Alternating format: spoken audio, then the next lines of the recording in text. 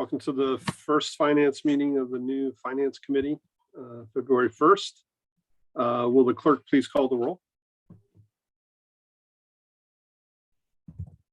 Chair DuBois. Here. Councilmember Philstaff.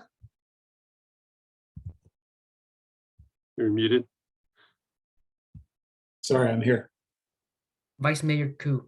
Here. Thank you. We have 3 present. Great. Our first item is oral communications. If anybody wants to speak to something that's not on the agenda tonight, raise your hand. And I'm not seeing any hands from our one attendee. So let's go on to action item number 1, which is preliminary rate projections for electric, gas, water, wastewater, and trash collection for fiscal year 2023.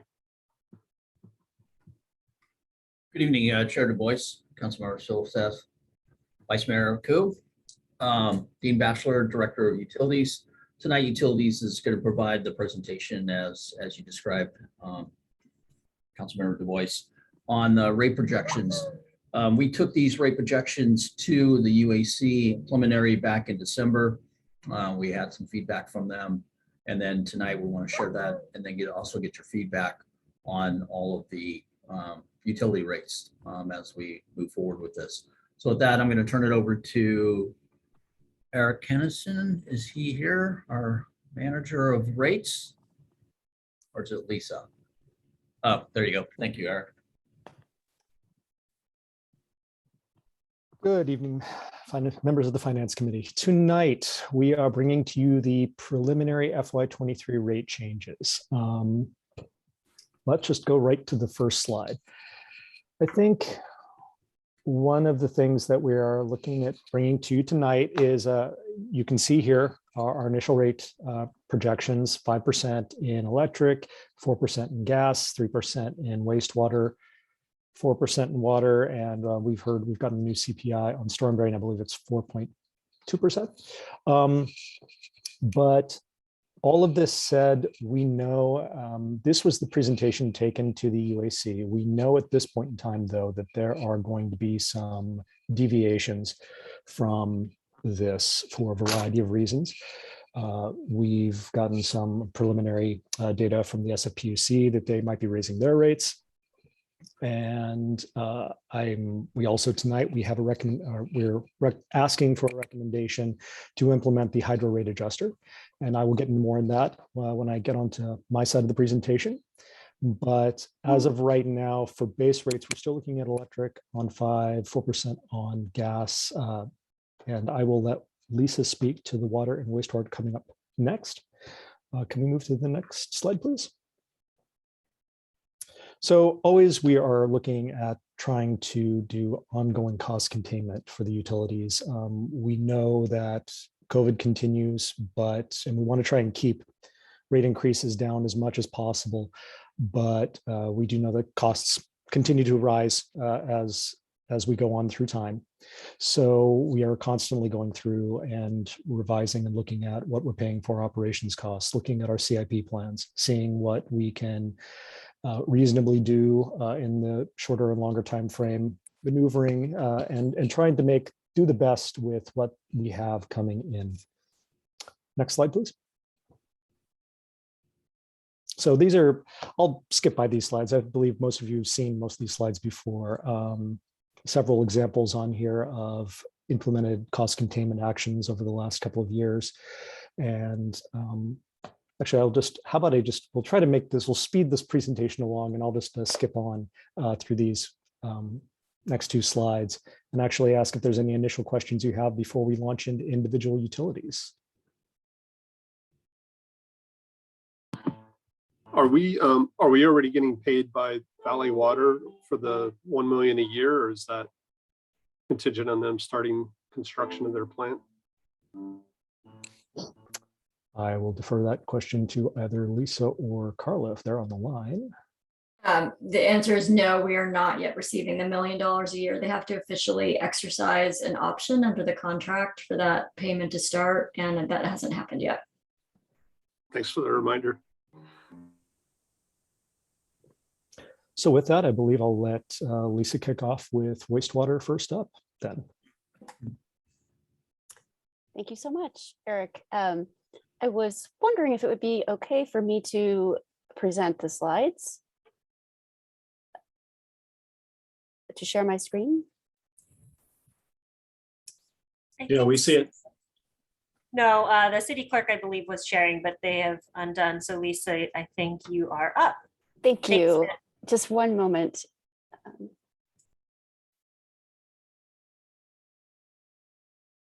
Sorry for the delay.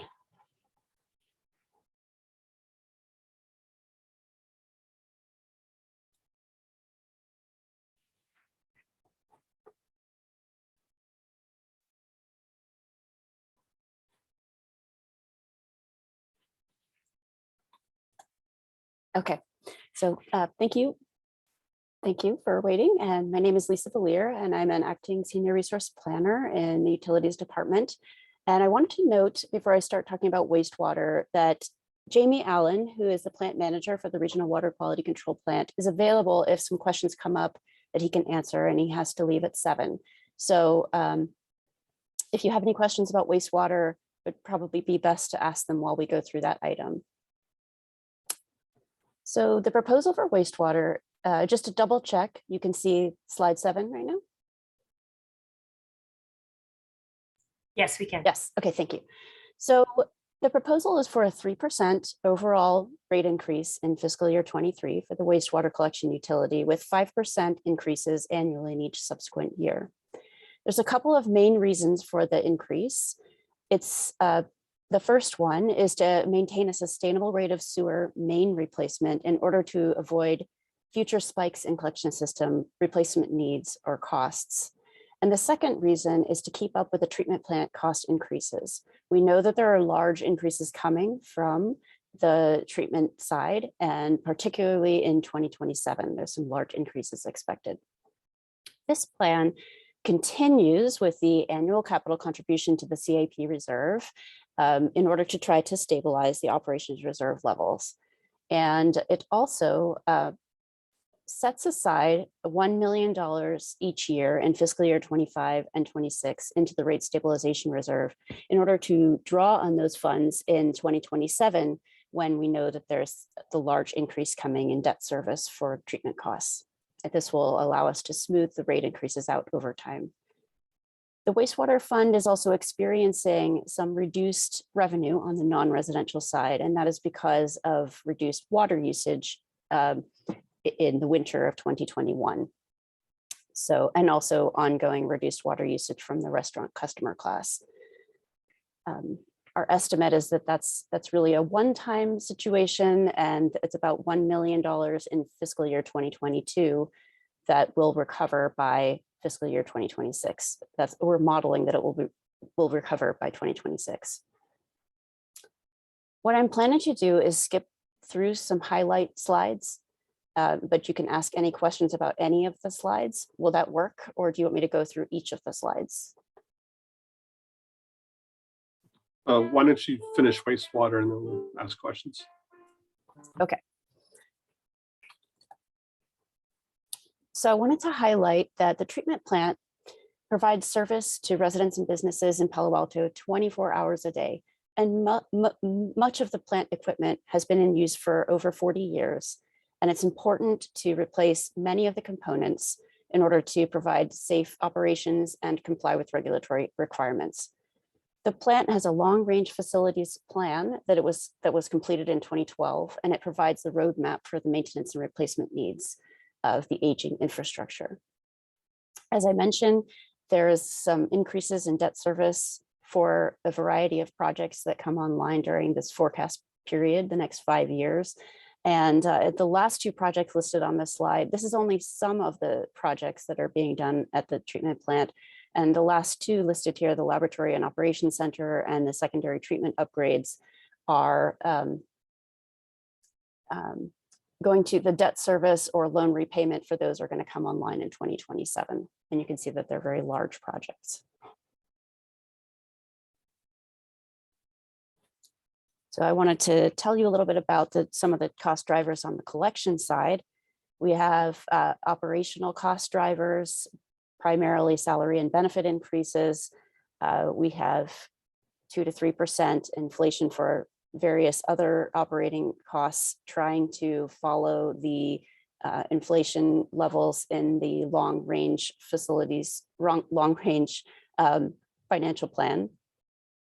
financial forecast, excuse me. And then again, I mentioned the revenue loss that's on a one-time basis that we're projecting will recover by 2026. On the capital cost side, again, I just want to correct something on the slide. We are not continuing with the deferrals that were approved in last year's financial plan. We're actually recommending to continue to do regular main replacement, and we were able to do main replacement every other year. There's one ongoing right now, one scheduled for 2024 and one scheduled for 2026. And those are at the slightly reduced level that was the slightly reduced cost of about $4 to $5 million per project that was approved last year.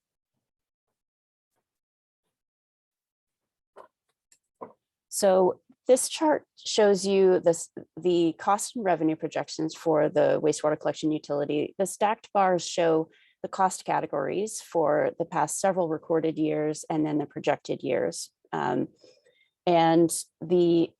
It's a little bit confusing, but the year that we are projecting the rate increases for is fiscal year 2023. And so that shows the red 3%.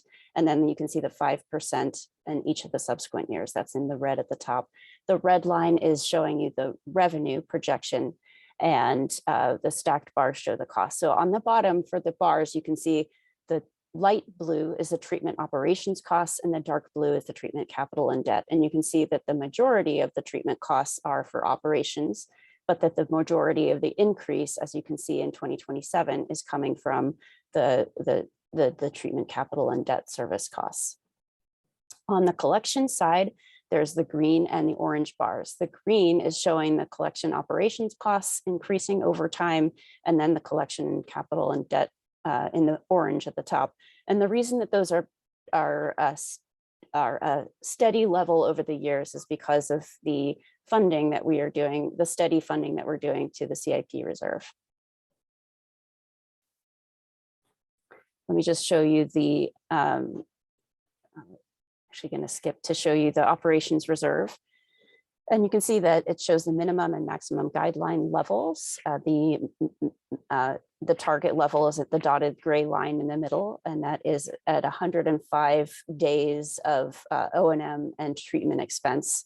And the red line shows our projected reserve balances at year end. You can see that the balance is above the target at the end of 2021. But then we are going to need to draw on that reserve and bring it down closer to the minimum, but it does remain within the guideline levels throughout the forecast period. And then I just wanted to show you the CIP reserve as well, remaining within the guideline range throughout the forecast period. So I think those are the main things that I wanted to show about wastewater. If you want to go ahead and ask any questions, we'd be happy to talk about those. Eric, Lydia, do you guys have any questions? Lydia? Thank you. I wanted to find out, on page 11, you have the near-term major projects.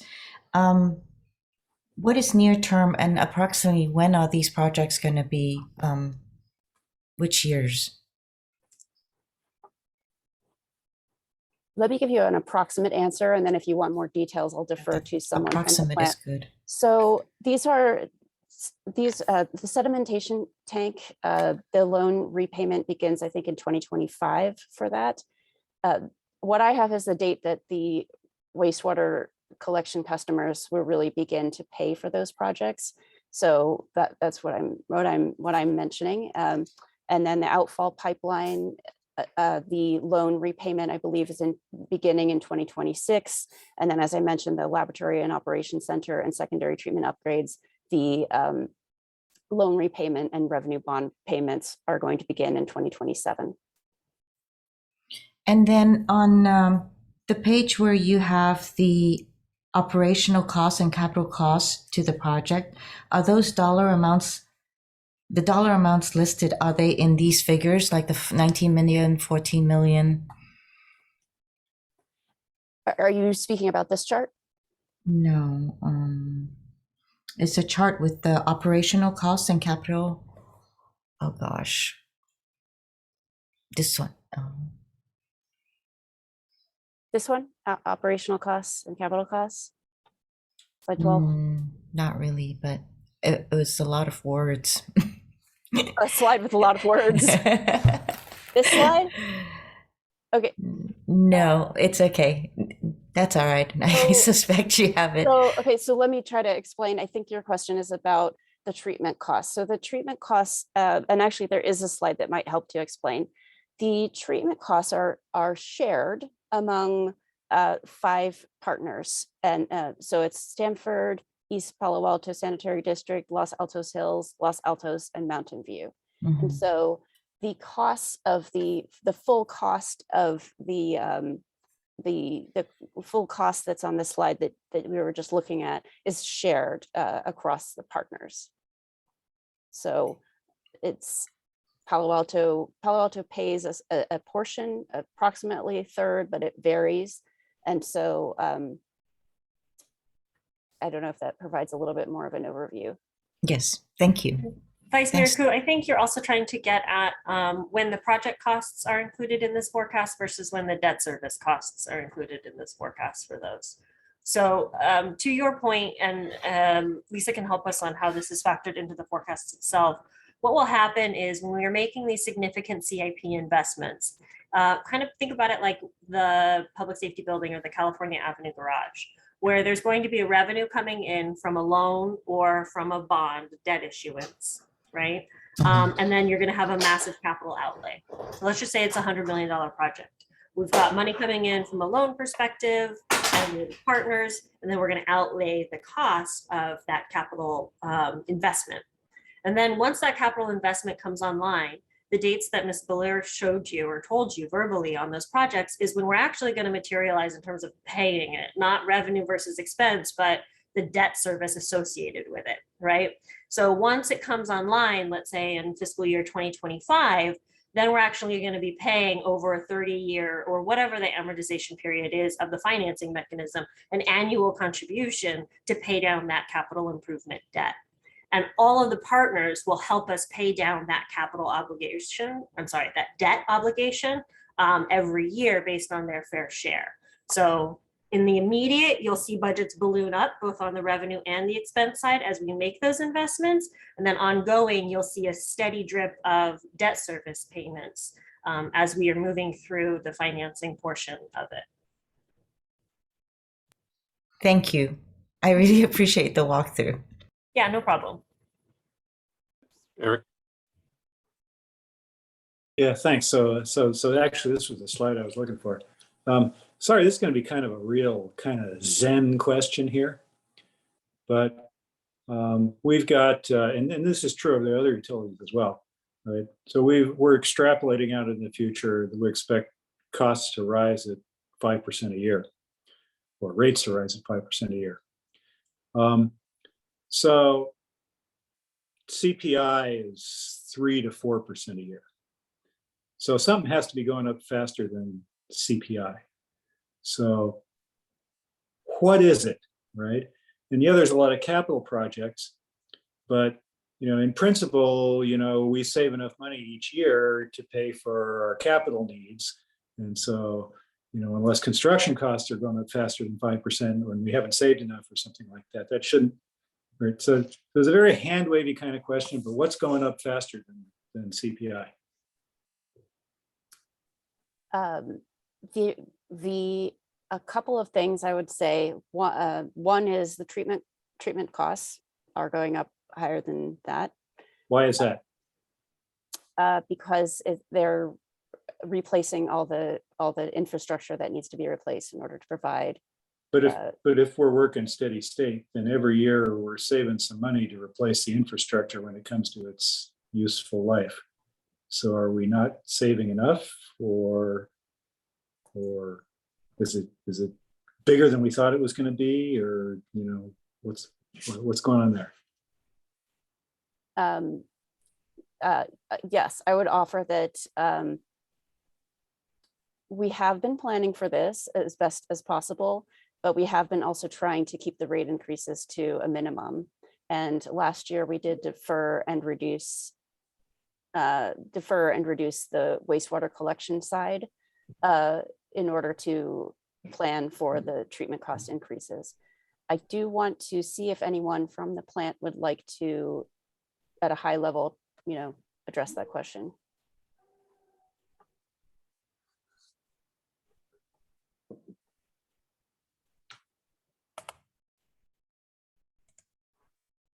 Hi, Jamie. Hello, Jamie Allen, Public Works Plant Manager. We've been getting in very high cost estimates, and our estimators are telling us that there's really high inflation rate in market conditions. So the cost estimates that we get, we're seeing higher cost for the projects.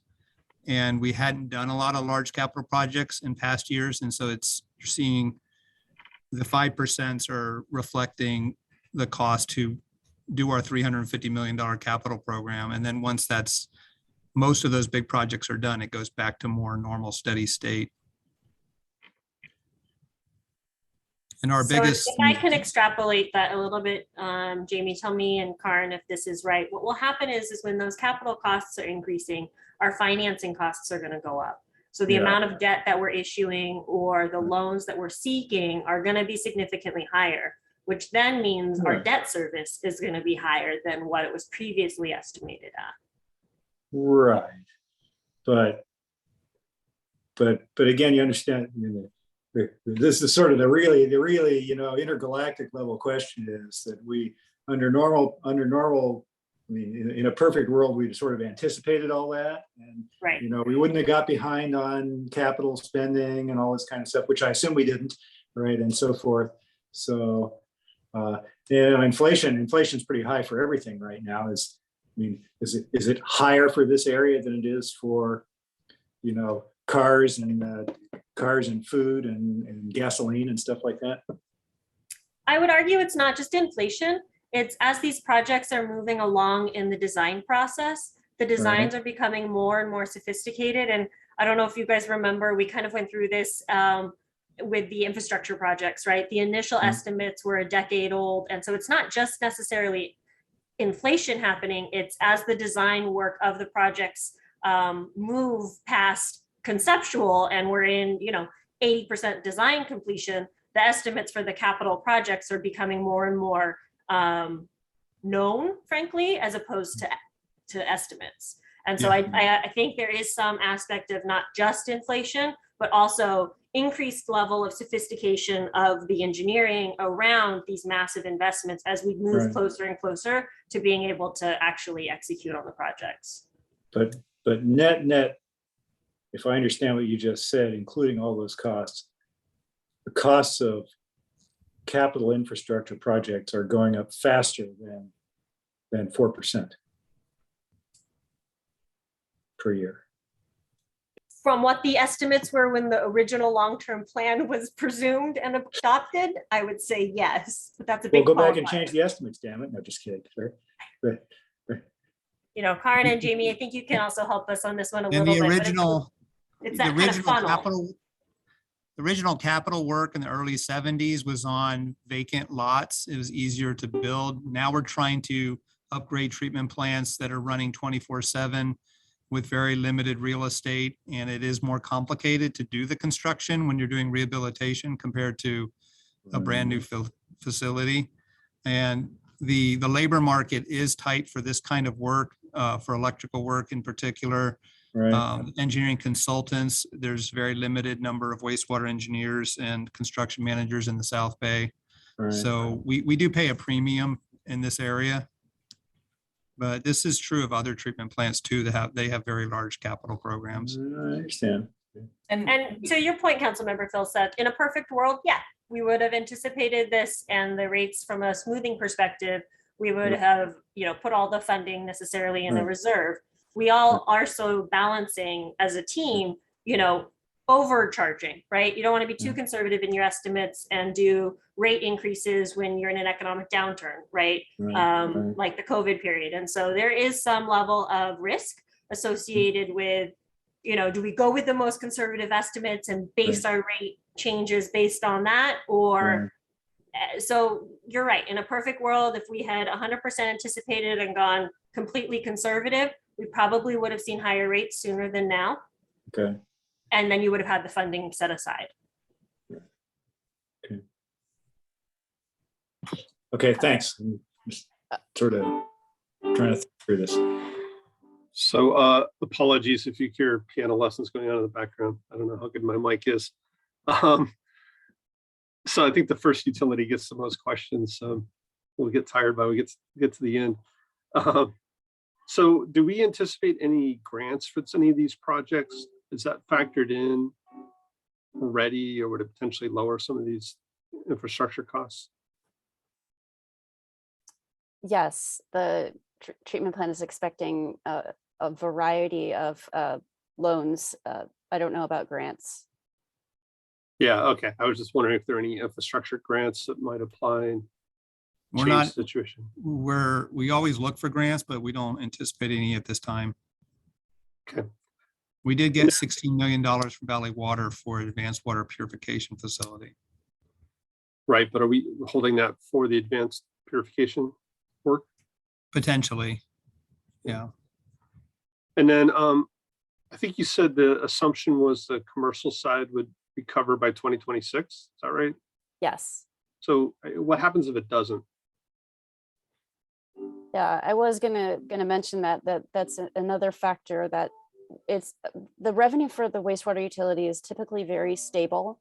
And so to have this kind of reduction in the restaurant and commercial revenue is pretty significant. If it doesn't, we would revisit it next year, and it could be a factor that that we have to take into consideration. But that's our assumption for this purpose is a 4-year recovery pattern. We are seeing some recovery. The restaurant revenue was down 35% and has now begun to recover from that level. So you said restaurant a few times, but is it mostly restaurant, or is it commuters and offices using, Well, the reason I said restaurant is because the restaurant wastewater customers are billed based on their previous month of usage, whereas the commercial wastewater customers are billed based on the previous winter usage. And so there's a little bit more dynamic change in the restaurant revenue compared with the commercial revenue. So for commercial, in the upcoming fiscal year, it will depend upon how usage is this winter, if that makes sense. all right, thanks.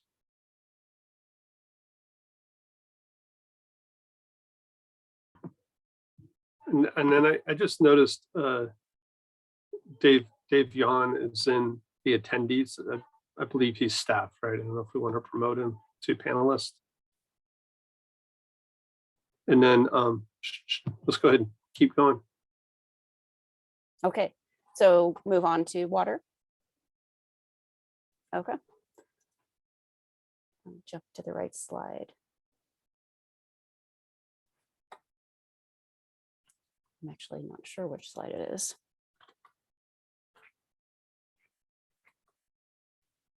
Okay, so for water, there's quite a lot going on, and I wanted to just let you know that I'm going to talk about it for a little while on this slide, because a few things have changed, as Eric mentioned, since the slide deck was put together. In November, on the 23rd in 2021, San Francisco did declare a water shortage emergency, and they are requesting voluntary system-wide water use reductions of 10%. San Francisco Public Utilities Commission provides all of Palo Alto's potable water, and San Francisco Public Utilities Commission also serves water to retail customers in San Francisco, as well as 26 wholesale customers, including Palo Alto. Each wholesale customer gets its own reduction percentage, and Palo Alto's reduction percentage is 8%. The wholesale customers as a whole need to reduce by almost 14%. And I just wanted to mention that because it's important, I think, in understanding the rate increases that are being proposed. So there's two components of Palo Alto's water rates. One is the distribution, what we call the distribution rate, and that covers all of the costs to provide water, all of the costs for the distribution system within the city of Palo Alto. And then there is the commodity rate component, which is amount that each customer pays for each unit of water that it purchases.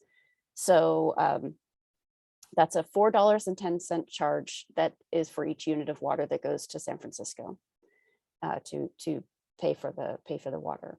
And San Francisco has, so I'll start with talking about the commodity rate increase, which San Francisco provided an informal notice earlier this year in January that it is planning to increase that rate by between 15 to 25%. So it was, as the slide says, it was previously forecasting a 5.4% increase, and that has gone up to 15 to 25%. So that means the $4.10 per CCF that we currently pay is going to go up to between $4.72 and $5.13, and it's a range. San Francisco will decide what its increase is going to be in May or June, and we are closely watching the drought conditions to determine what the next steps are. I wanted to say that that charge is a pass-through for Palo Alto customers. So what that means is that we will be providing notice to customers via their billing statements, and there will be a 30-day notice, and that charge will be passed through to Palo Alto customers. I also wanted to say that the primary reason for that increase in San Francisco's projection is because of the drop projected in sales, the demand reduction. So if all the wholesale customers reduce by 14%, then they project that even when they use all of their balancing account balances that they have, that they owe to wholesale customers, that they will need to raise the rates by at least 15%. On the distribution side, we are proposing a 3 to 4% distribution rate increase. And this is important for Palo Alto's needed infrastructure and maintenance projects, including seismic upgrades on one reservoir that's ongoing and 2 more reservoirs that are needed in this forecast period, as well as generators for both wildfires and emergencies. This primary scenario for the distribution rate increase assumes that there is a reduction in Palo Alto's demand in accordance with what Palo Alto is being requested to do, which is reduce by 8%. This actually does lower the revenue projection and in 2022 by about 4.4 million, but then it also lowers the cost projection because we'll purchase less water. And the net difference is about $2.6 million in lower revenue in fiscal year 2022. And then this main projection in our main scenario assumes that in 2023, things start going back to normal, and that by 2024, the drought has passed and revenue is back to where it was before. And with that, we're projecting about 4% increase in distribution rates in each of the subsequent years. Then we also have an alternate scenario that uses a different revenue forecast or a different water demand forecast. And this looks at what if the drought gets worse and we have, instead of the 10% or instead of the 8% reductions, we have to do mandatory 20% reductions all the way through fiscal year 2023. And that alternate scenario tells us a little bit about how sensitive the distribution rate increase is to that type of increase in that type of decrease in demand. And it's showing a 4% instead of a 3% increase. The reason, some of the main reasons for that are that the water utility has very healthy reserves. Water usage before the drought in Palo Alto has actually gone up a little bit on average.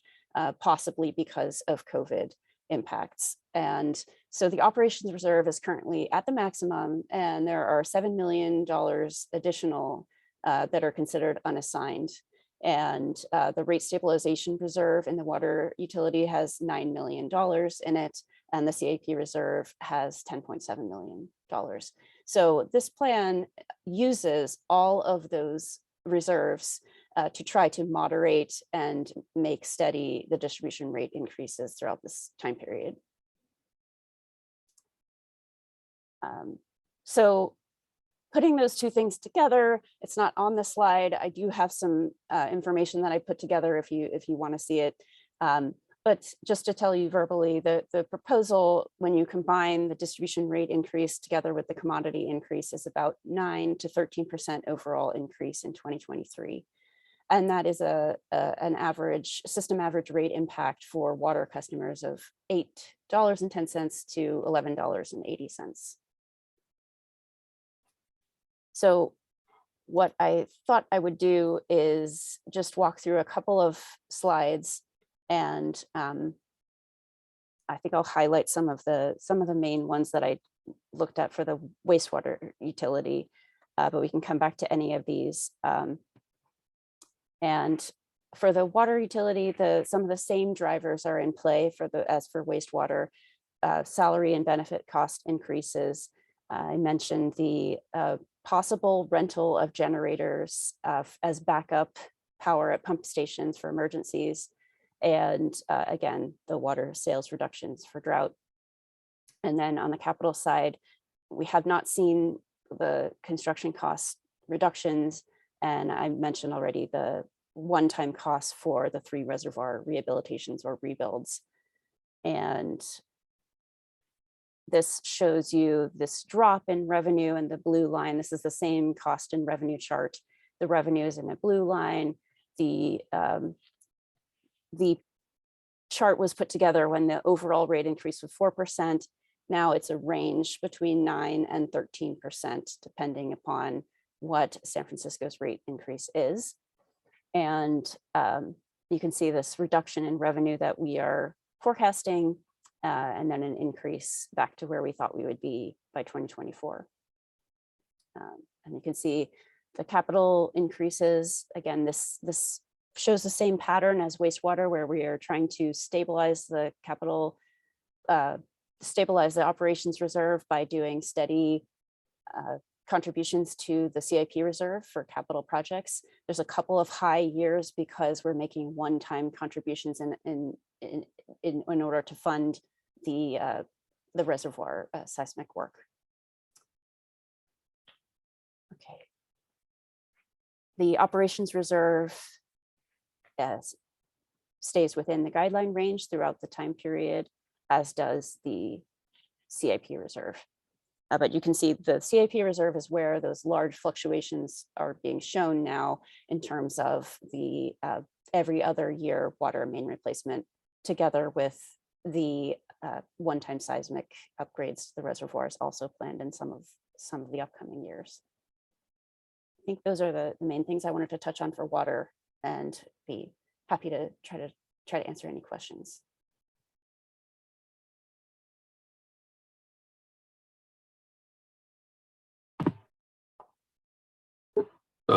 Eric, Lydia. So when will San Francisco be informing us exactly which way they're going to go with the alternate or the let me see, is it with the 4% or with the 5%? That's a great question. So there's a couple things. So San Francisco has projected its range, and the range is 15 to 25% for their commodity rate. What I was presenting is an alternate scenario that we tried to come up with to show the alternate for the distribution rate side for the Palo Alto distribution increase rate, so that we could present options to you so that you could, give any input or guidance. So that's the difference between the 4 and the 5%, was those are different different ways of approaching the revenue forecast for the distribution side. I see. Okay, thank you. And I'm sorry, can you say again why is such a huge increase at SFPUC? Yeah, they actually did not increase their cost projection. It's the same amount of costs that we would be paying, but it's a smaller number of units of water that they expect to sell, because they're asking the group that's paying that revenue requirement to reduce by 14%. So they're expecting less revenue than they previously had planned for. And is this similar to previous drought years? I don't know how much they increased their rate in previous drought. Eric, do you have a number off the top of your head? I don't recall off the top of my head either. I'd have to go back and look that up. I'd be happy to try to look it up and get back to you later in the meeting, or. Yeah, obviously it's big. These are big numbers, and just overall, it's obviously, I know you guys are doing what you can, but it's concerning looking. And when you guys show these rates, is this an overall average rate increase for both residential and commercial, or are you just showing us residential? Right now, we're just showing you overall average system-wide increases. And when we come forward with the financial plan is when I'll be able to show you something for residential and commercial specifically. I'm seeking further input internally on how to design those rate increases for each customer class in order to be consistent with the cost of service. Okay, thanks. Right. So the SFPU C thing is sort of the usual shell game of the rates go up because the amortize the infrastructure costs over fewer gallons of water and so forth. And normally the people that win in that game are the ones that are they're cutting their water more, and the ones that lose are the ones that are cutting their water less, right? Where are we on that spectrum? Are we conserving more than other cities or less than other cities? Our percentage reduction is among the lowest, and Okay. it's among the lowest. Yes, some of the wholesale customers have to reduce a great deal more. So wait a second, they have to reduce more, or we're reducing more? Are we reducing more or less than other wholesale customers? Okay, so you're asking about our recorded usage so far in January. Yeah, what do you think we're going to do this year, right? So a couple of numbers. In January, we are spot on with the amount of water that we are supposed to reduce, which is the 8%. So we're going to be okay with our water budget. Since July of 2020, between July 1st, 2021 and the end of the year, 2021, we did reduce by about 10%. I think some other cities are reducing even more than that. Okay. Do you know if 10% is about the average, or more than average, or less than average, or no visibility? It's a little, I don't really know. Okay. There are newspaper articles frequently showing, month to month what everybody's different reductions are. I do have one number, and that is as a whole, the wholesale customers from what San Francisco presented as a whole, the wholesale customers have reduced by, I think it was about 6.5 to 7% so far from July through mid-January, I think that was. So we're doing a little bit better than that. Right. But really, these calls to conserve from our wholesaler are starting in 2022. Right. Okay. All right. Thanks.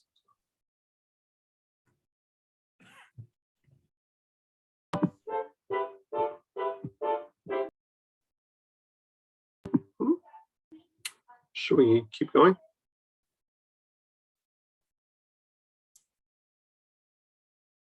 Okay, I'm gonna turn it over to Eric. Thank you, Lisa. And I will share start with the electric. So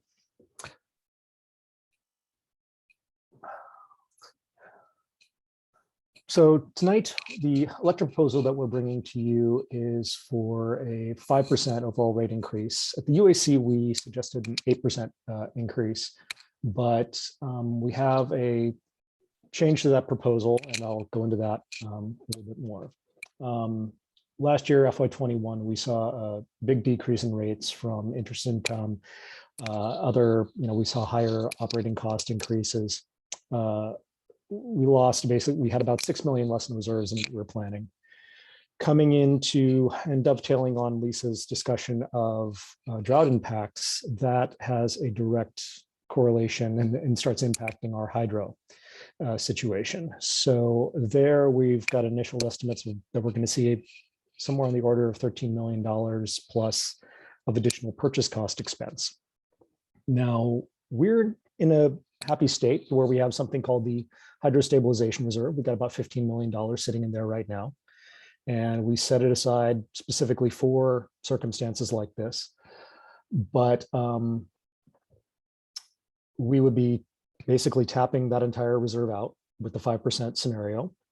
We'd also be recommending pulling a little bit of money from the special projects reserve as well to help us tide over for a few years. And one of the things that makes this night a little bit different from how we normally do this, normally we're just bringing to you a presentation on what we're planning on bringing forth to you for the upcoming financial plans to UAC starting in March and to you again in April. We are bringing a request for a recommendation to council tonight to activate the Hydro rate adjuster. So I'll skip to that in just a second. So our current proposals and projections are that we're going to have about, if we can activate the Hydro rate adjuster sooner rather than later, we will be able to get by probably with 5% rate increases for the upcoming 5-year term. If we don't activate the Hydro rate adjuster, we'll still be using the money from the Hydro stabilization reserve, but we would need to increase rates probably on the order of 8%, and then with a 7% next year to try and keep ourselves afloat. So first, electric utility costs were about 40% distribution, 60% supply related. In normal times, what is normally growing the fastest is those transmission costs as we're connecting new renewable resources on the California grid. But at times like this, when we're seeing more drought and we have higher hydro costs, that supply portion starts getting bigger on the generation side.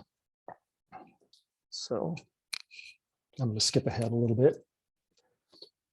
So here we've had low hydroelectric conditions, high market prices, increased natural gas costs. I think we've all, if you've noticed that your gas meters at home, we've definitely noticed it when I'm changing rates every month. The natural gas prices in California have skyrocketed. Overhead costs have decreased as NCPA has sought revenue by providing services to more agencies, but we just have seen transmission costs have increased dramatically. And throughout, I mean, that's the largest growing item that we're seeing on the electric side over the long term. But all of our renewable projects have come online, so we don't really see additional costs related to that. Right now, the short-term costs that we're seeing, the big increases are on the market side to just procure generation, since hydro is non-existent right now. Distribution cost drivers, Lisa went through most of these. We continue to see high benefit costs. We know that capital investment costs are continuing to increase. And I will say a little bit on that. I went out and looked while we're all talking. The California Construction Index, I believe, is up 13% from last year.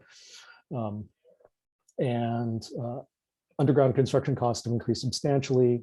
And on the electric side specifically, we are trying to go out and do a lot more work, get out some of our operation maintenance work that we were behind on, work on some poles and lines out there. So we're hiring contract crews to go out and supplement our short staff. And contract crews do come at a higher cost. You'll see that when we come up to the bar graph. That said, our residential, well, actually all of our electric bills are lower than PG&E, but our residential specifically are like 30 to 40% below PG&E. So our customers continue to see a great deal by being on our system. So here's the graph everyone loves. As you can see, we haven't had rate increases in the last 2 years. FY21 and 22 were 0%, but you've seen an increase in starting in a little bit in 21, but especially in 22, that green bar, the operations, that shows us that our operation costs are increasing. Again, this is as we're bringing on contract crews to help supplement our staff. We see this as continuing for probably another couple of years, hopefully until we can get up to bigger staffing levels. But we do see operation costs as being something that's a major driver going forward.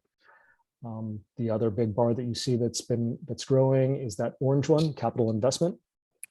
We're working on seeing if we can decrease some of the shorter term, take some of that 23 and 24 and maybe transition it more to the 25, 26. But it's still an area where we are seeing a need for increased work. We're going to have a lot of pole replacements. We want to do work up in the foothills. We're going to have smart grid that is going to be going in. That's being covered by the Electric Special Project Reserve. But we also have several 112 kV intertie projects we want to work on. So there's a lot of big ticket CIP items coming down the line that we want to start working on. And we know those costs are going to be only increasing. The other major item that you can see up top, the electric commodity costs. And we know that what we've seen in 21, it started ticking up. 22 and 23, we're expecting to be quite a bit higher. Hopefully things will start decreasing as we move out further down the line. Once we start getting some water in the reservoirs, we're hoping for a better hydro situation and we can start tapering off. But what's important to note here is that blue revenue line, just base revenues. We are revenues below expenses. And so that means that we are eating through reserves in order to keep ourselves afloat. Here is what we're projecting with now, let me just make a statement here. The electric supply operations, it looks great in FY23, doesn't it? That's only because we're planning on pulling out close to $15 million from the Hydrostabilization Reserve to augment the operations reserve. Obviously, and that then we will still exhaust most of the supply operations reserve by 26. We're almost down by the minimum. That's with, again, with 5% overall rate increases moving forward. But we're just going to, the plan is to infuse with what we have from the Hydrostabilization Reserve, and then we'll use that over time. Here's the net effect. We take everything out from the Hydrostabilization Reserve, move it to the Operations Reserve, and move it along. And if you chart that red line, the risk assessment level, you see we start getting really close to our topmost risk assessment level estimates in those outer years. One of the things to mention about the risk assessment level is that it's a culmination of, like, if everything bad were to happen all at once. This is the amount of money that we would want to have to help cover things. And the chances of that happening are minuscule, but it's still an area of risk that we would want to have noted. Plus, if we've already blown through all the hydro reserves and we have a continuation of drought ongoing, we obviously will not have that reserve pool to pull from anymore. We would then be in a position of having to activate the hydro rate adjuster. So let me move to that. Here's the distribution operating reserve. We're planning on, that's going to be close to the bottom level, close to the minimum reserve level, but still trying to remain healthy-ish through the forecast period.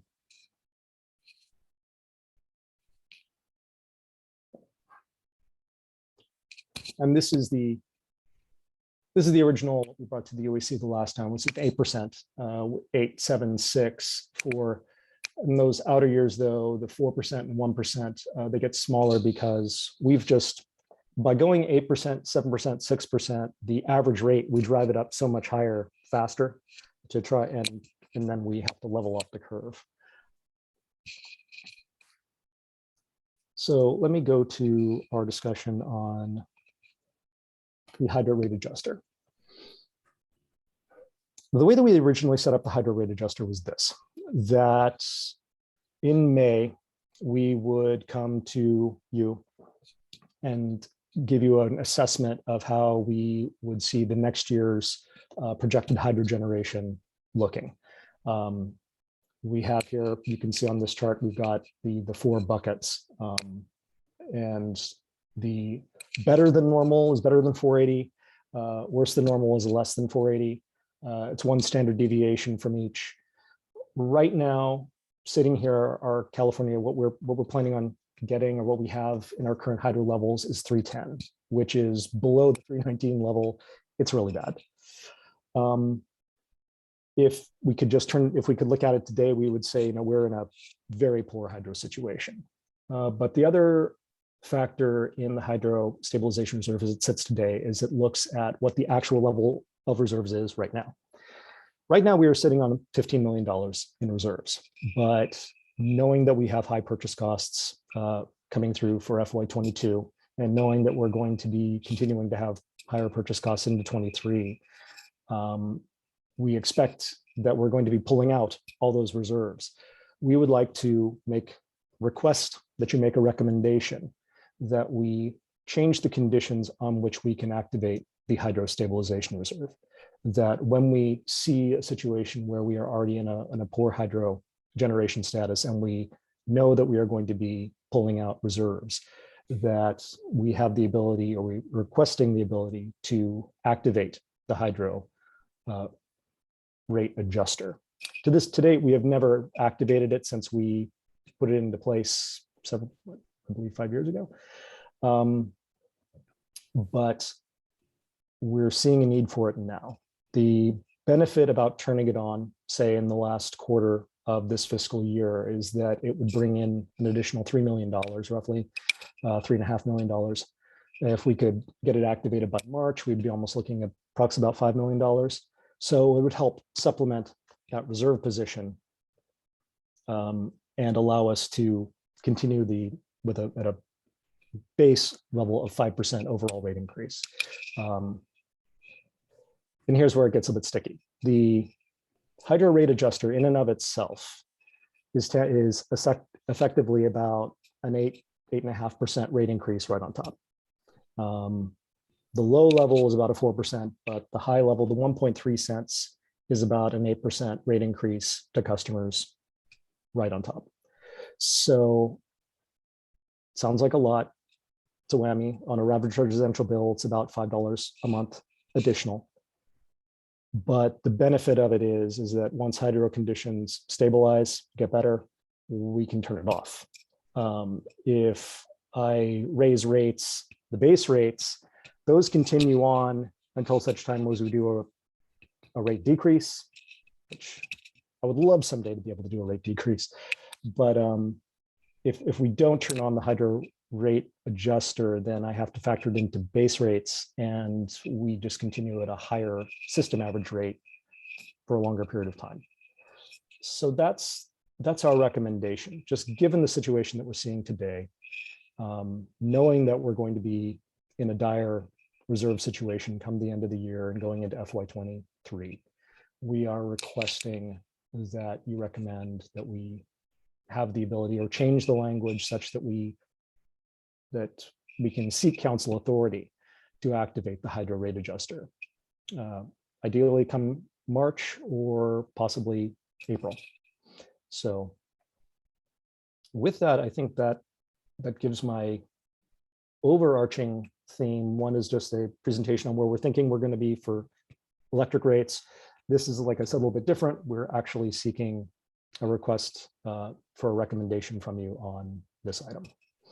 And with that, I will be quiet and wait for questions. Eric, can I add on? Could you go back to slide 39 for me, please? Definitely. So as you're thinking about all of this that's been going on, as you see through 23 through 27, it's flat to 5%. We haven't really even talked about the big elephant in the room, which is electrification. What are we going to do about that? These rates that we base this off are basically off our costs that we see today. My concern is that if we don't do anything with the turning on the hydro rate adjuster, as Eric talked about, we're going to get into the 8s, possibly into the 9s as we move forward. But I'm concerned about is that if we move into those 8s and 9s, then what are we going to do about electrification? Are we going to have to raise those rates even higher in the outer years, knowing that we're going to have to cover this cost of this electrification? Now, the one thing that that's in the process as we're talking is that we're doing a cost of service analysis right now. The last time the electric side was done, it was done in 16. So it's about every 5 years or so that we look at all our utilities. About every 5 years, we do this rate analysis, cost of service analysis. And one of the things that we did ask in that is to start looking at what electrification means and what might those costs look like. I'm concerned that cost, as we go through the system, being able to look at what the actual costs are going to be extremely high. I'm guessing in the hundreds of millions of dollars. Could be even $100 million. And the reason for that is that what we're seeing today is that if you took 8 homes on average, most homes are right around 2 to 3 kV usage. Got usually about 8 to 10 homes on a transformer.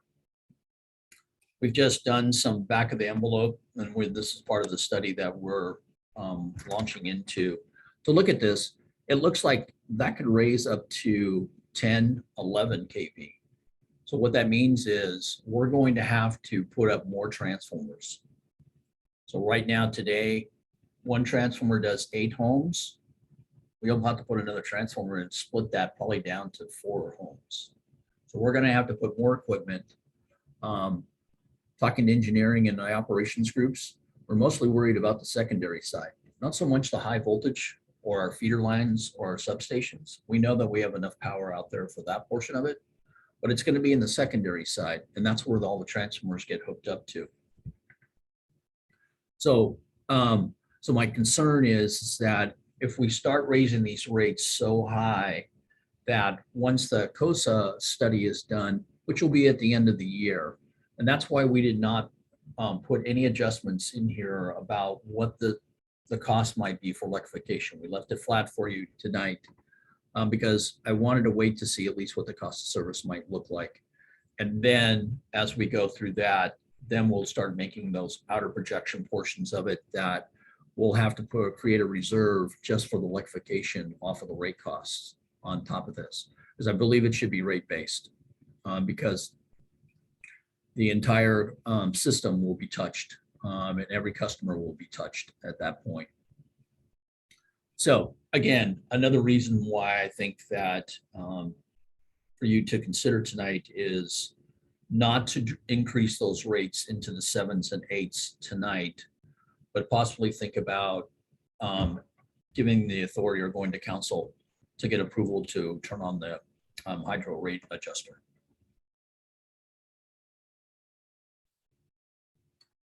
Thanks. Yeah, thanks, Dean. I was going to ask about electrification, so it's a big one. Yes. Eric? Yeah, thanks. So a couple things. So let me make sure I understand, Dean, what you just said, which is basically electrification, means we need a whole bunch more capacity.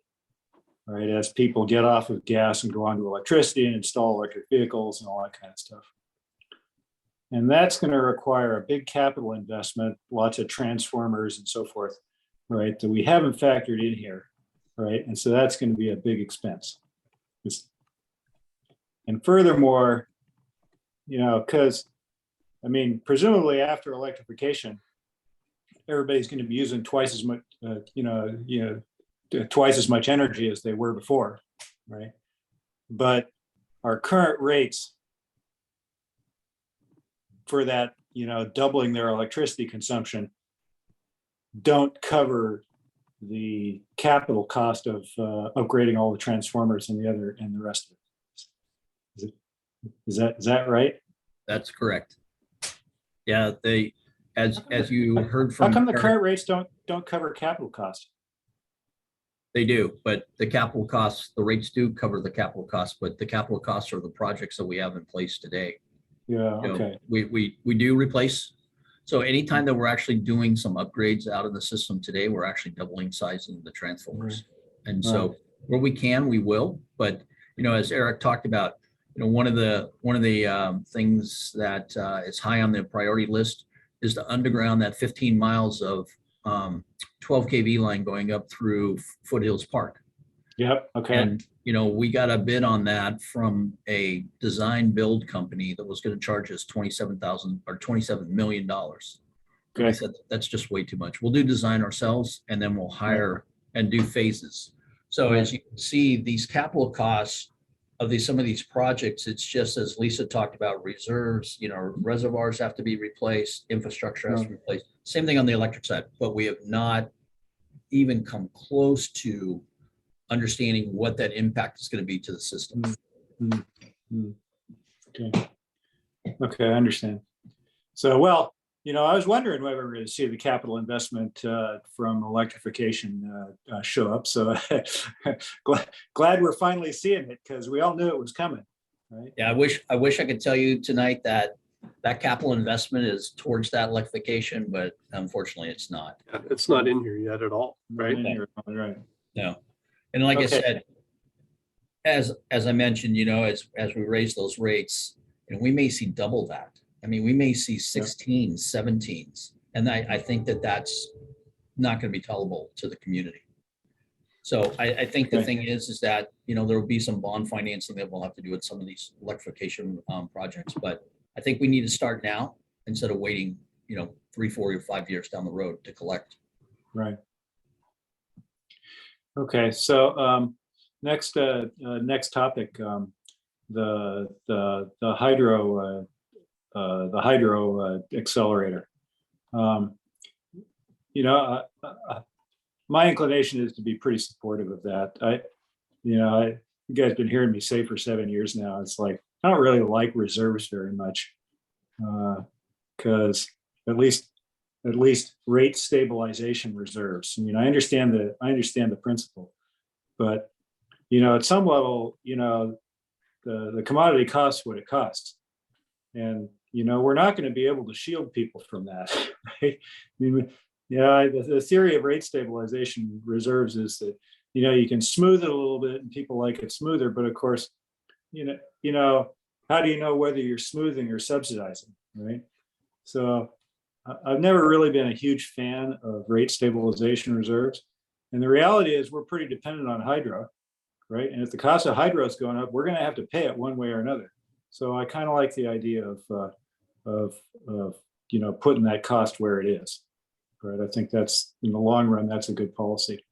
Let me ask this related to that. I mean, as you pointed out, our residential electricity costs are, you know, a third lower than PG&E or something like that. In good hydro years, that makes our costs even better. In bad hydro years, it makes our costs, you know, not quite as much better. Is this going to have a significant impact on our cost, on our price position versus PG&E if we go to this? No, because like I said, with just based on today's rates, let me throw up a quick slide. So these are the normal averages that we like to show for the residential, small commercial, large Okay. commercial. Yeah. And you can see what the Oh, there we are. relative increases would be. Right. But see, those are only about, like I said, if we do a high end, the 1.3 cents, we're only raising rates by about, say, between 8 to 9%, 7 to 9%, depending on usage. Okay, so we're still fairly far south of PG&E. We'd have to do some tremendous rate increases to get near to PG&E. How do we compare? How do we compare with Santa Clara? We are higher than Santa Clara. We're comparable in certain areas and a little bit higher on the residential side, I believe. Why But are even we there- different than Santa Clara? Is it because we use more hydro and it's expensive hydro these days? They have a different generation mix than we do. So Yeah. yeah. Sorry, is that the difference, the hydro? They don't have a whole lot of hydro in their portfolio. Right. Mostly what they have is they actually have it on their own generation plant. They've got their own plant right there. And so they're mostly diversified in their plant and some wind and some solar, but they don't have a whole lot of hydro. I didn't know that. So they were in their own plant as gas? Yes. Yeah, okay. Well, yeah. I assume these days hydro costs more than gas. Right. So it is. Sorry. Yep. Yes, Yeah. that's true. So it is. And then last question, relative to PG&E, what are our commercial rates like? How do they stack up? We're also about 20 to 30% lower on the commercial side as On well. the commercial side as well? Yeah, we're all at this point in time, all of our rates that I've compared Okay. against were nowhere near PG&E's levels. And So that's positive. is commercials also similar, comparable, maybe slightly higher than Santa Clara? Their commercial rates,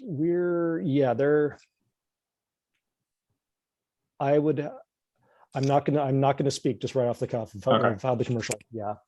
Okay. I would say we're a little comparable there. Some are lower, some are higher. And again, it depends. The Santa Clara customer base is different from ours as well, and how much residential versus commercial they have. So some of our rates are a little more favorable, or compare better to theirs. Others less so. So reason I ask has less to do with us and utilities is, it looks pretty likely we're going to go out this summer and be discussing the ballot measure to raise a business tax, which Palo Alto doesn't have, but other cities do. But I'm sure the topic of total cost of doing business in Palo Alto versus other cities is going to come up. One of the things in our favor, I'm glad to hear the commercial rates align with this too, right? One of the things in our favor is, we got lower utilities costs. And people that come here to do business, tend to bring a lot of computers and data centers and servers and other things that draw a lot of power. So if we're raising business taxes, but they're still saving money on energy, then that's relevant for that discussion. All right, thanks.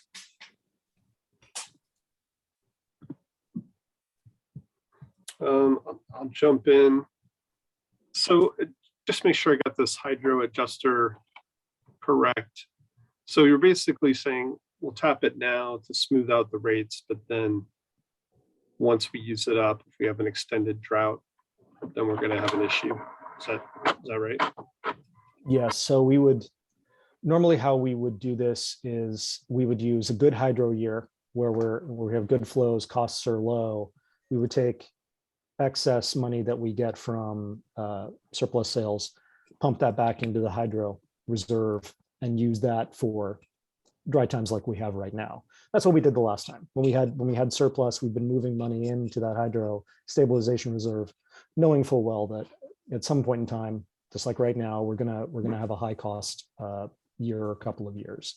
But obviously those hydro hits can be significant. And so we'll use up everything we've got in the reserve and activate the hydro adjuster to then start covering additional costs and hope maybe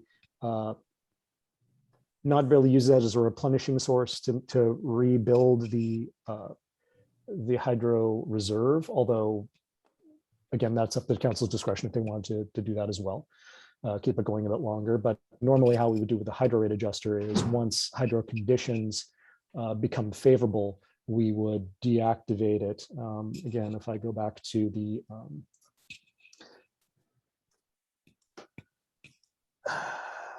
we have a situation, we would, once we go above $11 million in the hydro reserve, or actually anytime where projected hydro generation is better than normal, we turn the hydro rate adjuster off. And we don't turn it on anyway if unless we're below that $11 million mark. And also, if we were ever in a situation, lucky enough to where we had a couple of really great years and had a lot of surplus hydro funds coming in, we can move it into the hydro stabilization reserve and then refund customers from the reserve as well in really good years. So that is a plus. That is a nice benefit of how we designed this particular structure. But I hope for those days to come. But so is this entirely a Palo Alto construction in terms of like what the rates are and in this table? Yeah, it's based upon our, it's a risk assessment. We put together a risk assessment of trying to, seeing from previous years what the level of impact that could be seen from poor hydro years. We know that it's anywhere on the order from $10 to $20 million we can get hit by poor, this even 1 year of poor hydro conditions. So that's how we set the reserve guidelines for where we want to target reserves. The amount of money to either collect to help replenish and keep things going in continued drought, or to send money out if we have higher reserves. That was again all modeled out, and we based it on our internal Palo Alto specifications. So, but it's not a statewide thing. So yeah, okay. And I know this might be a little off topic, but is there a longer term plan to try to move off of hydro?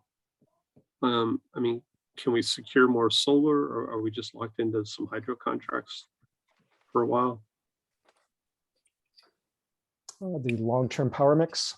I am see if there's anybody online who would like to talk about that. But yeah, let me try a shot at that too, which is, I think it's unlikely we're going to get away from hydro anytime soon, because hydro is the base load, right? I mean, you need something running at night, and right now, unless we go to either natural gas or nuclear, right? It's hard to see us getting away from hydro, or batteries, right? Or storage, right? Yeah, I mean, I guess long time away. I know it's off topic, but I hope we are looking at kind of longer term, like if we don't really expect hydro to be as solid as it has been in the past, like what is our alternative? Well, I think it's a great question, right? But I mean, I think battery storage that can sustain half our power generation all night. I mean, that may be decades away, right? Yeah. So I think you're looking at if we don't have hydro, it's probably natural gas Or wind, not at night. not wind at night. Well, not as much, right? Yeah. So we are looking at longer term portions of it.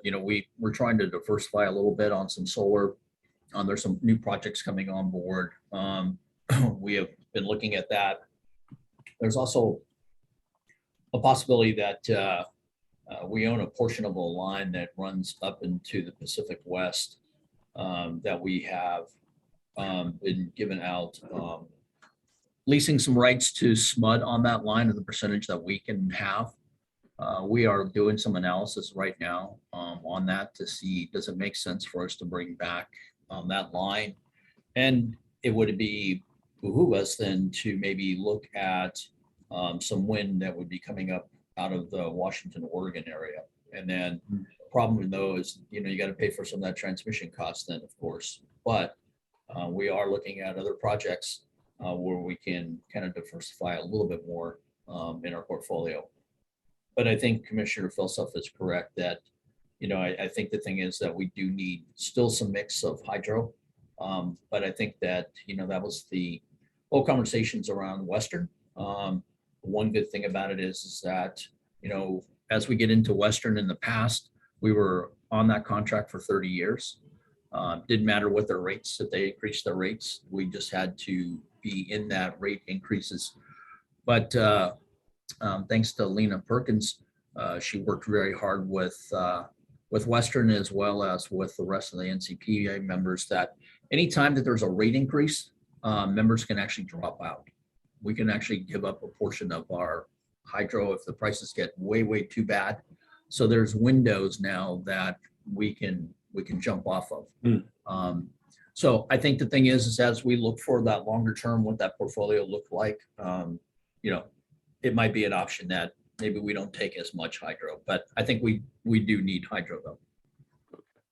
Dean, if I can just add really quickly that we are just course. kicking off a large integrated resources planning project on the electric side. And so there will be a series of public meetings, probably more at the UAC than at Council and Finance, but that'll be happening over the next 2 years, and we'll be really looking at our long-term portfolio mix during that project. Thanks. I forget which slide it was, but the slide that showed the increases over time when you were going out to 4% and then 1%. Is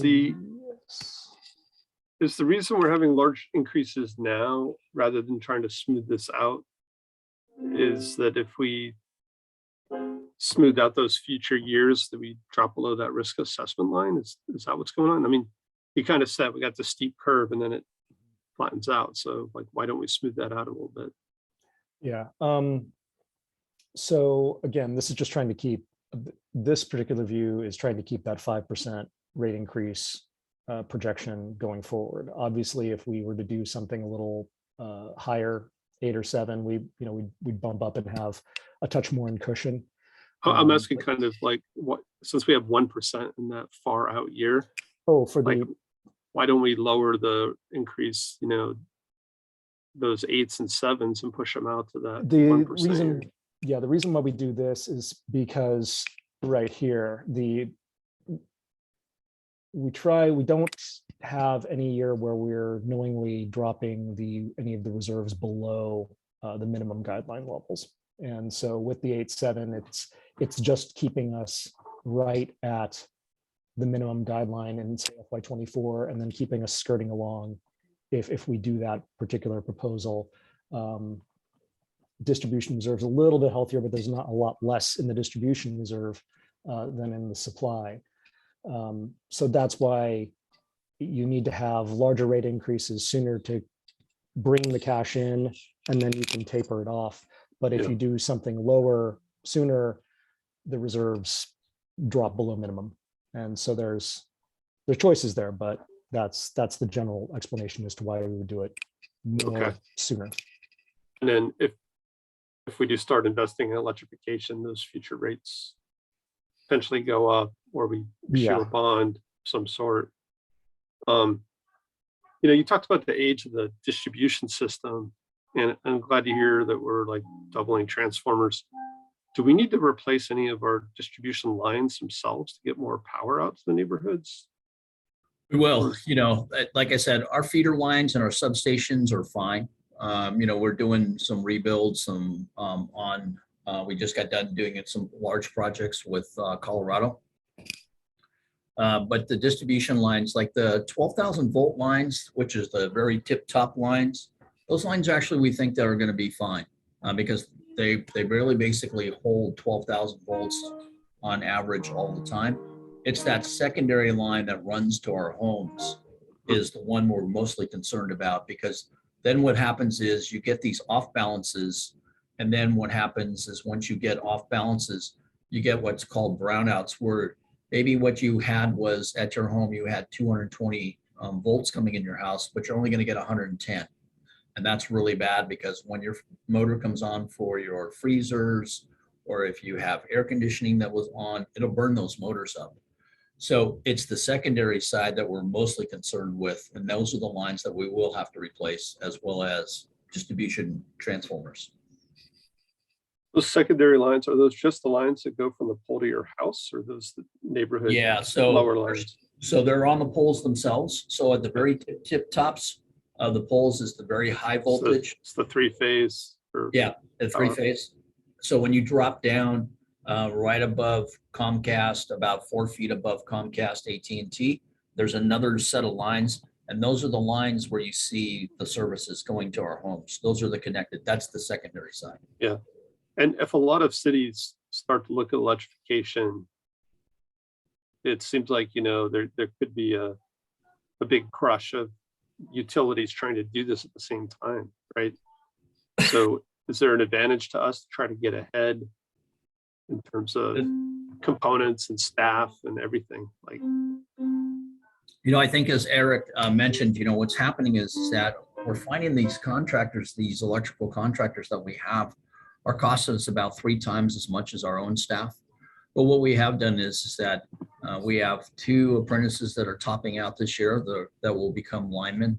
And we have 3 more that are in their first year. Once they get to their second year, we're going to hire probably another 2 linemen or 3 apprentices so that they'll be moving forward. It's a 4-year program. And we think that, hopefully we'll keep our fingers crossed that we'll be able to keep 3 out of or 5 out of the 6, as we have. We think that the 2 that are topping out this year, they're going to stay with us. But I just received an email this week where PG&E is offering $50,000 for any lineman that wants to come work for PG&E. $50,000. That's their signing bonus. Man, I'm in the wrong business. Yeah, me too. yeah, I just think we may want as a city to try to accelerate electrification, and this seems like the critical path. It's going to be the really tough part. So, I've had this conversation with Mayor Burt a little bit about, moving forward and trying to do, 400, 500, 600 homes. But, we just don't have the capacity. We don't have the resources. I also found out that it looks like that distribution transformers are out for about a year. So we're starting to order some extra additional transformers to put them in the yard for us for storage, which will drive some of these costs a little bit. But we just don't have, and the thing is, we need to put a plan together. We really need to go out and actually assess the system. So we're working on some contracts out of engineering to bring some people that actually would be able to go and walk the system for us to see really what needs to be done at that point. But yeah, it just seems like we got to start building that into those plans. And what happens with the market if somebody goes to and just installs stuff in their house and the power is not there? Like what happens? Well, what ends up happening is that, sometimes we will know that ahead of time because they have to do a panel upgrade. So maybe they only have a 100 amp panel and now they've added 100% of their electric, EV charger and everything else, and pushes it up to 200 amp. We have to tell the customer, you know what, by the time you get your electrician to do this, we will actually have to wait a little bit while we upgrade our distribution side of the house, or we may have to replace that transformer today. So they may be waiting for. They may be waiting for a little bit. Yes. But if a bunch of people start to do this, a lot of people may be waiting. It sounds like if we get in that situation. Yes. Okay. Thanks. And Chair Du Bois and Director Batchelor can help on this as well. We are recommending additions of staffing resources as part of the mid-year budget, including a senior engineer for electrification. So if you want to kind of discuss that a little bit further, obviously that'll be before the council on Monday, but there are SCAP additions recommended as part of mid-year. And go ahead. No, go ahead. No, I was going to switch subjects. Go ahead. No, actually, thank you, Kylie. Also too, is that you'll be seeing is that you'll be seeing 3 additional project engineers as well. And our idea behind that is that, you know, we've had these positions, we can't fill them. We know that. It's kind of like with the linemen. We're gonna hope in a prayer that linemen will come to us, but they're not. So we're doing our training. We're gonna have to pull these people through, and we're gonna have to do the same thing with the engineering side. So we have 3 positions being asked for SCAP. And these are gonna be project engineers, but when we bring them in, we're gonna bring them at the very low end, because what we think is that we're gonna get these folks from colleges. We just went to St. Louis Obispo last week. There was an open house fair for careers, and 3 of our electric engineers went down there and spoke. And it looks like that maybe there's 2 that's possible that might be interested in coming as they graduate this year. So you're gonna see some positions tied to that, because again, we're gonna need that engineering group as well. And what I was going to change to was I just wanted to say I saw the backup slides, and you did show a lot of the comparisons to other cities. Are those slides all current and up to date?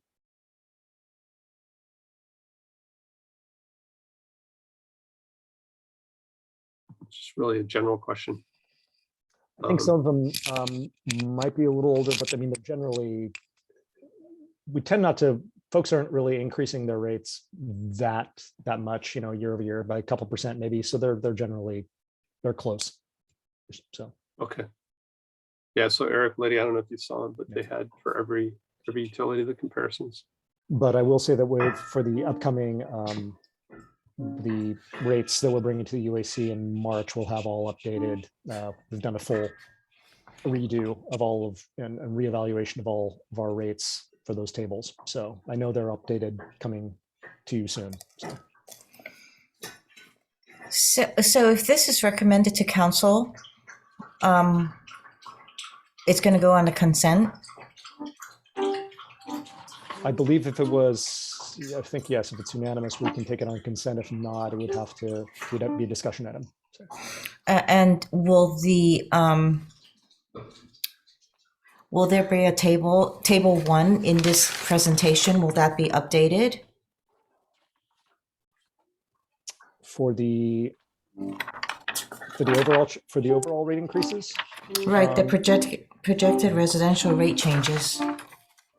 We could, so actually a wonderful question. Because part of this is also to get some input from you as to what you would like to see going forward. Right now, the table 1 projection is just the base rate increases. So it doesn't have, say, for instance, the hydro rate adjuster added on top of it. It doesn't have, it's the base water rate increase. It doesn't have any of the commodity estimates that are coming through. So if we were to bring something forward or when we come back to you, what additional materials would you like to see when we do this? So if you'd like to see an update to table 1, you would like it modified to show what it would be with the hydro rate adjuster, or okay. Yeah. Just throwing out ideas here. I'm with Liz on this. I think, you know, we shouldn't bring out a chart that says it's going to be like 4% and then it turns out it's 8%. Right? So maybe, I mean, just throwing ideas, you maybe put a range on there with a footnote. If we add the hydro rate adjuster, it's this, and if you know, if SFPUC goes where we think it might go, then it's that, and so forth. I mean, that it shouldn't slide by council on consent at 5% and turn out to be 10. Yeah, I mean, the one putting out the hydro rate adjuster right now is it would just be an increase to our current 22 rates, and then 23. Technically, we don't know yet whether or not it would continue into FY23. We'll reevaluate the hydro situations come May. That's when we normally look, about April, May is when we'll reevaluate the hydro generation situation and determine whether or not we want to continue it, or whether or not if things get slightly better, it might drop down from the highest rate down to the the first, the 0.0065 rate. Or if looking out the window and not seeing a lot of storm clouds out there, but if Hydro were to restabilize and get better, it's possible we would turn it off, even in search, again, even if the Hydrostabilization Reserve was tapped out, we would still turn it off because we're above normal hydro generation. So, Maybe something like to be determined. TBD. I think we should try to just show our best guess, and I actually don't even like a range. I think this table will get very confusing, but like the hydro, it seems pretty known, right? If we turn it on for this year. I mean, yeah, SFPUC is a different issue, but I kind of feel like we should try to show the most realistic actual percentage that we think it's going to be. And then I was kind of wondering if it would be worthwhile also to show that, the cost is actually less than PG&E. And if there's, so there was that one table that actually, I don't know, you didn't have that, but it just said 34%. But if there's some way to put in that, in another chart, maybe showing how much difference and lower Palo Alto is for both gas as well as for electric, since PG&E is offering both, right? That's correct. Yeah. So the gas situation, we're slightly better on the residential side. Commercial is roughly, it depends on the level. Their rate structure for commercial is very different from ours. They actually charge a higher rate up front. So the first 4,000 therms for their customers are quite a bit higher, and then it tails off. It's one of the only declining block rates I've seen in California. But so pair depending on how much you use. But yeah, we could put something out there showing an updated rate comparison versus PG&E for both electric and gas. That would be super. I think it would answer a lot of questions for some council members. And we could do it'd be calendar year average for the gas, because they do change their gas rates every month, just like we do. So it's a little hard to get a firm number. But thank you.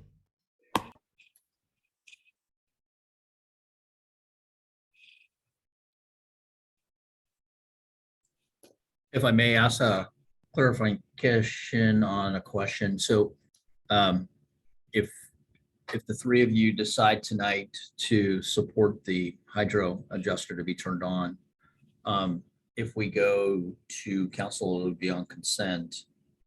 Are you asking to put it on to action at that point? Unless we decide we want it on action, right? Right, unless you want it on action, because I'm a little concerned, will it be a little confusing if we're just going to be talking about the hydro, and then now we're going to put the gas rate on comparison on to the hydro when we go to the council, because we're asking for about the hydro. Will the rest of the council members go, okay, what's the gas going to have to do with this? So, I mean, we can come to the council and just bring the hydro stabilization. And then as the rates go through, and we'll get into the gas rates here in a few minutes, we can do the comparisons, and bringing those to council probably sometime in May, I guess. Okay, yeah, so tonight we're actually only kind of talking about the hydro rate adjuster and the recommendation to council. So you're right, keeping it separate then with less confusion. Great, thank you. What do you think, Chair? I'm sorry, we're not sending this whole report to council with the preliminary rates. I didn't think we were. I thought that we were just going to take the hydro. I mean, that's what we were asking, yes, to get permission from the council to turn on the hydro. Okay. Yeah, I wasn't clear on that, but that sounds fine. So the rest of this is really just a preview for us. before we get to the more detailed rates. Correct. Yeah. And Vice Mayor Q, what we could also do too is that, we can show that comparison with the hydro. We can show the comparison of PG&E and what it means then when we turn the hydro on, where the rate would be then. So we can show those kind of things, but I think we should try to just keep it all electric. Right. I didn't realize that at that moment we're just talking about the hydro rate adjuster. So yeah, adding gas would be confusing. No. Okay. Thank you. Thank you. We could also did you want us to send the prelim rates to council as an info item, adding those comparison tables in there? So that's another potential, but.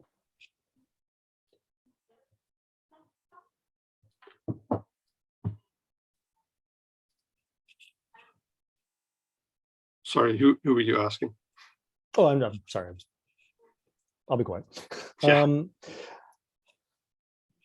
So I guess, yes, on that side, would you like me to move on to the gas side then, or do we have any further questions on electric or?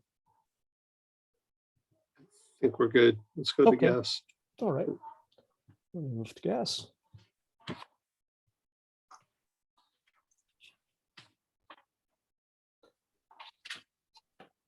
So on the gas side, we are recommending 4%. We're going to be bringing forth a 4% rate increase proposal in 2023, not 2024, although they're 2024 through 26, we also have 4%. So it's another flat, even rate increase across the board, but it's a 4% rate increase proposal.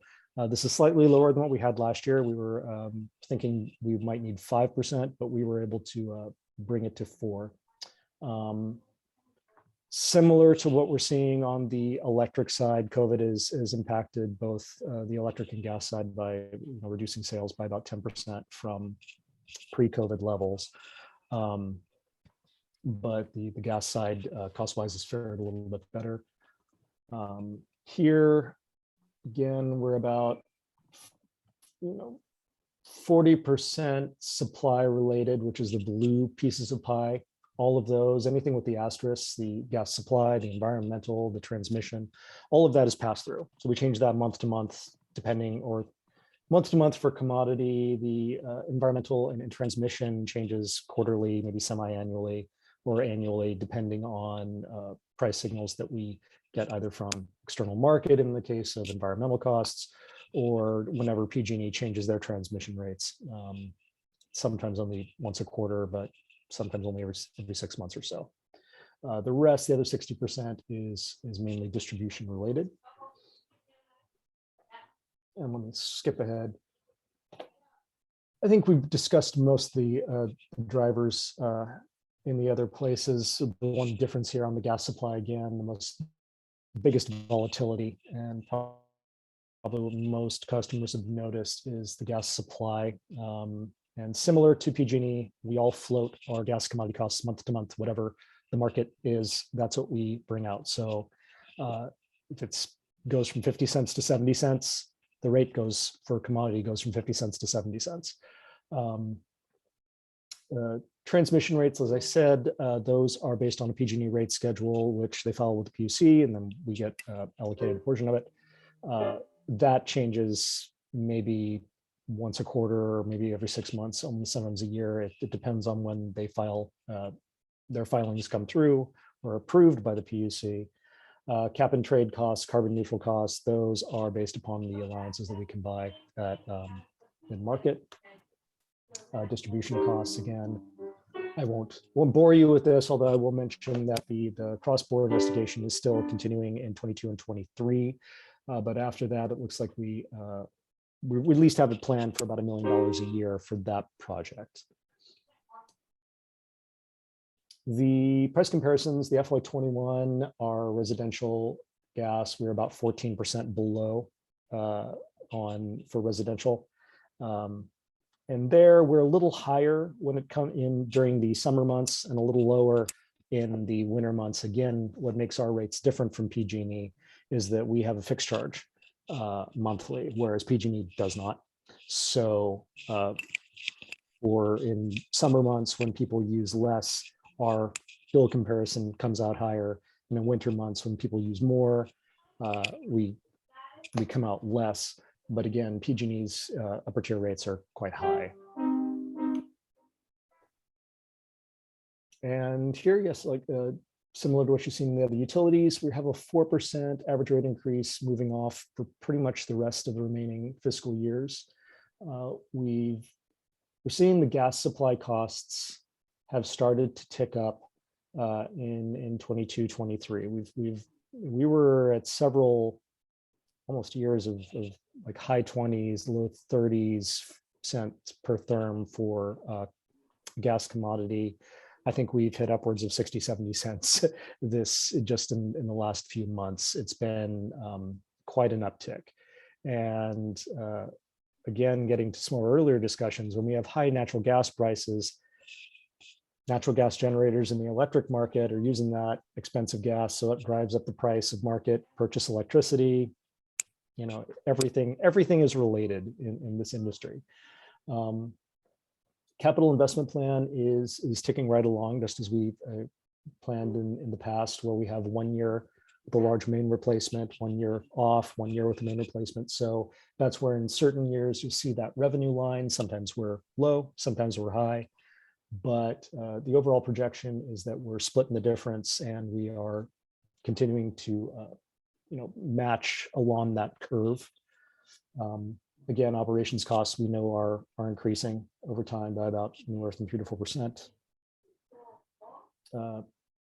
And debt service, one bright spot, the debt service costs will actually be falling off at the end of 26 for our existing. So that'll be, it's a small, very small portion of our overall cost pie, but it's still nice to finally be done with some debt.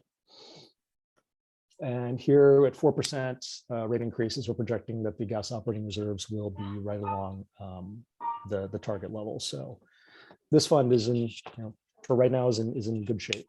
So, and with that, that is our initial projection for where we're seeing on the gas side. And so I asked if you have any questions on there or things that you would like to see there. Beyond what you mentioned of, we'll definitely have PG&E comparisons when we bring the gas financial plan to you, but for all rate classes, residential as well as commercial. I don't have any comments or questions. Anybody? So should we make a motion to recommend the Hydra rate adjuster be activated? So moved. I'll Second. Okay, Oh. thank you. I think technically we're recommending the council do it, right? Yes. And that's the only thing you guys need tonight, right? Yes, that is the only action item. Everything else is information. So. Okay, so Lydia, let's vote on it. Lydia? What? Yes or no, we're going to vote. Oh, okay, we're voting yes. Eric? Yes. And I'll vote yes. So can go on consent. Thank you. And yeah, thank you guys for going through all of that. Just a good refresher. Let's move on to future meetings and agendas. And Kylie, do we have another meeting this month, or is the 15th Right now, canceled? staff doesn't. Thank you guys. Thank you. Dean. Bye. At this moment, staff doesn't have any items agendized for the February 15th. I think it would have been Finance Committee meeting. Our next scheduled meeting based on the tentative topics would be in March, where we expect to kind of look again at ballot measures as well as have a discussion about the downtown BID and business registry certificate program.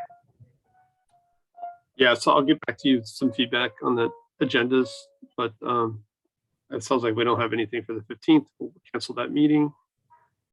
And then should we talk about what time people would like this meeting to start?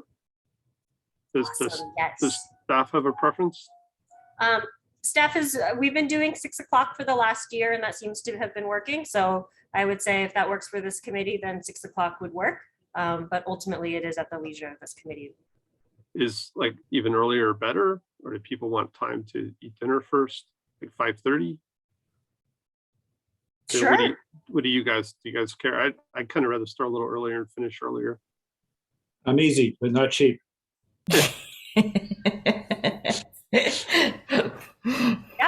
If the committee wishes to start at 5:30, I would say either of those work. I think 5:30 would be good, just get a little 30-minute break from our day jobs. Sure. Absolutely. We can, I'll coordinate that moving forward for this calendar year, unless otherwise specified, we'll start at 5:30 with the city clerk. And then what I'll do is also work with the chair over this month in February on dates for May, because typically we require some additional time together. And I would expect this year to be no different. Are we planning to do that during the day? Typically, we try and do at least 2 full days, if not 3. And so I would recommend that that's what we do. And then if we need additional meetings based on, frankly, the calendar, we would do the additional meetings as part of maybe a night typical schedule. Yeah, I was going to, again, respond to your email, and I will, but every year I'm always worried that hopefully those budget meetings will be early in May. Like I always worried that we run out of council meetings before the budget's complete, right? So. Absolutely. So actually, perhaps, Chair, if your colleagues would mind sending you perhaps any absolute deal breakers in terms of dates in May where you have conflicts, perhaps, that you would absolutely not be available, perhaps a family obligation that typically graduations are in May. So that's been something that's come up in the past. So if you know and you look ahead on your schedules and there are any specific dates, it would be great to let the chair and myself know to make sure we're trying to schedule around that. Otherwise, we'll set and lock down some daytime meetings for budget discussions during that month of May. I'm done with graduations. Yeah, me too. I got one more, but a couple of years to wait. Yeah, me too. But I'll look at some dates, and if there's absolute no-nos, I'll send it to you. Oh, to the chair. Yeah, either of us will coordinate on that. Okay. And then, as the chair alluded to, on your retreat this weekend on Saturday, the full council will see draft work plans for both policy and services as well as finance committee for calendar year 2022. Is that coming out on Thursday? Yes. Okay. Oh, wow. So if I do have comments on that agenda, I need to get them into you right away. The published version will go out on Thursday, but obviously in terms of feedback and the like, if we have it prior to that, I'll make sure it's in the packet. If not, then the council, you can discuss it as part of the retreat. And then things may change during the year. Of too, course. right? This is highly tentative. Yes. Okay. Great. And anybody have anything else? Molly, thanks for joining us tonight. All right. Meeting adjourned. Thank you, guys. Thank you.